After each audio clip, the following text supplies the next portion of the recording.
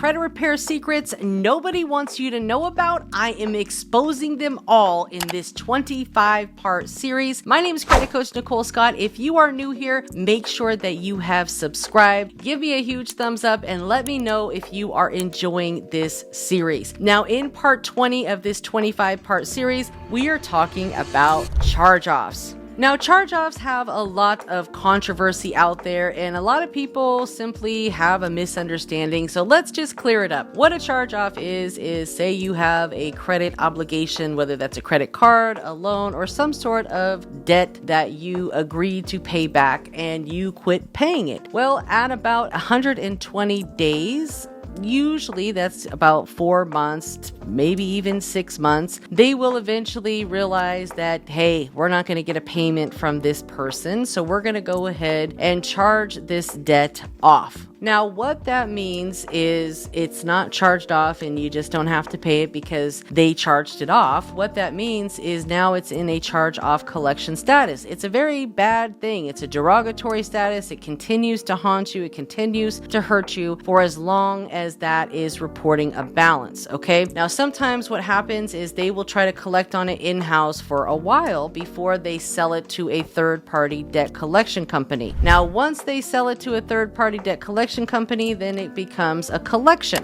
They will then update the balance to 0 because you can't have two companies trying to collect the same account. But while you still have your charge-off that is reporting an account balance, which is from the original creditor. So say you took a Capital One credit card and you just never paid it back. Well, now you've got a charge-off with Capital One. Now, the great thing about this is they're probably not going to sell it for a while. So what you could potentially do is contact Capital One or whoever the original creditor is that is reporting this charge-off with a balance on your credit report and ask them to forgive the debt. I like to send in a letter, contact the CEO, look up the CEO's information. I gave you guys how to look up CEO information when I talked about late payments in this 25-part series. So watch the entire playlist. I have the playlist linked below, so check out the description of this video and you can watch all 25 parts and get access to this guide so you don't have to watch all 25 parts. But if you want to watch all 25 parts, you got to put in the time to learn.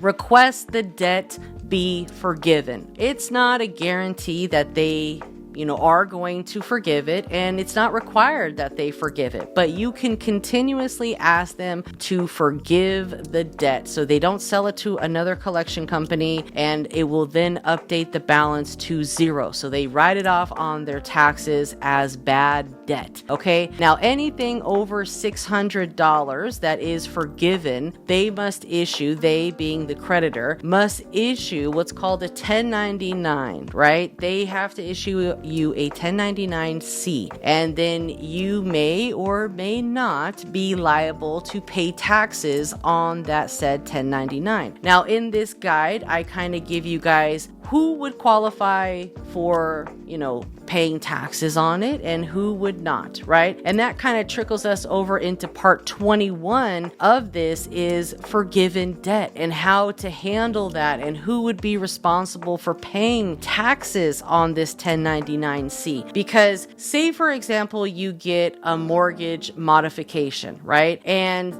if you have any amount of your mortgage that is forgiven, you're going to get what's called a 1099-C as long as it's over $600. So I actually owned a home many years ago and I was in the Obama home affordability program. I finally qualified for a loan modification. So if you're in modification or you're trying to qualify for modification, just keep on applying. So they finally approved my modification, and they also gave me a really great interest rate and forgave, it was either like $75,000 or $100,000 on my mortgage. So I was super excited about them forgiving such a high amount of funds on my mortgage. And then I got a 1099 in the mail. And I realized with my tax person that I had to pay taxes on this huge forgiven debt. And it was like $7,000 that I had to pay in taxes on this forgiven unforgiven debt. So it was a lot of money. So,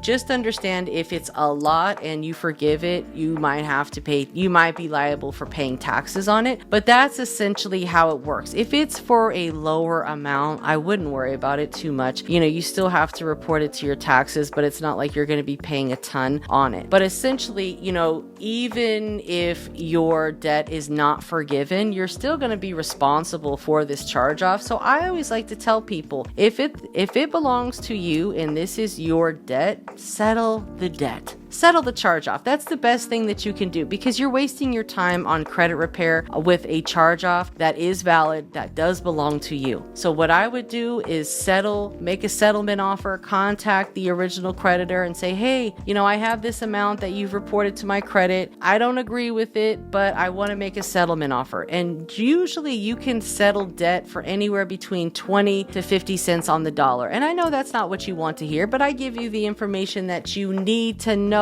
not what you want to hear, okay? Because this is the truth. Sometimes you're not ready for the truth, but you want to go pay this guy $1,500 because he's going to sell you a bunch of horse manure. And guess what? They're just going to claim identity theft or a trafficking victim to get it off. And that could come back. So, I always recommend people settling their charge-offs. Collections are much easier to get removed because a lot of times they don't have the validation to prove it, so they got to remove it. But when you're dealing with charge-offs, they are with the original creditor, so they are a lot harder to battle. And in most cases, once you settle it, it's no longer going to be reporting as a derogatory. It's going to then update as a zero balance. And it doesn't matter if you pay the thing in full or you just make a settlement offer. Either way, they're going to update the balance to zero. And if you pay it in full, it's not going to make your credit score any higher. So just settle it for a super low amount, negotiate some terms, and most importantly, take action. If for some reason the bank doesn't agree to send you a 1099, you're like, hey, I am kind of combining 20 and 21 together. I asked for forgiveness. They didn't do it. Well, go back to charge off and say, hey, I just got to settle my debt, just to get it behind you, because it's costing you more right now than you're probably even aware of. So if they're not willing to forgive the debt and issue you a 1099-C, so that way the balance updates to zero, and once they have issued a 1099, guess what? They can't collect on it anymore. There's nothing to sell. There's nothing to collect on. It's done. It's forgiven. So get this form, review it, guys, because information is the new gold. The more that you are educated about things, especially if this is something that you plan to do, have a credit repair business, or you want to repair your own credit, whatever the case may be, you need to know this type of information, because a lot of other people out there like to, misinterpret things. I don't know what it is really, but the bottom line is sometimes it's just easier to settle these old charge-off debts than it would be to pay for credit repair, or even for you to tell your clients, like, look, if we want to get this thing done faster, you just have to settle this account. Call this creditor and just settle it, just pay it. A lot of times it's for a fairly lower amount anyway, so it's really just honestly costing them more at this point than anything. So I hope that helped. Make sure to watch all 25 videos in this 25-part playlist. My name is Credit Coach Nicole Scott. Make sure that you've subscribed, give me a huge thumbs up, and I'll see you next time.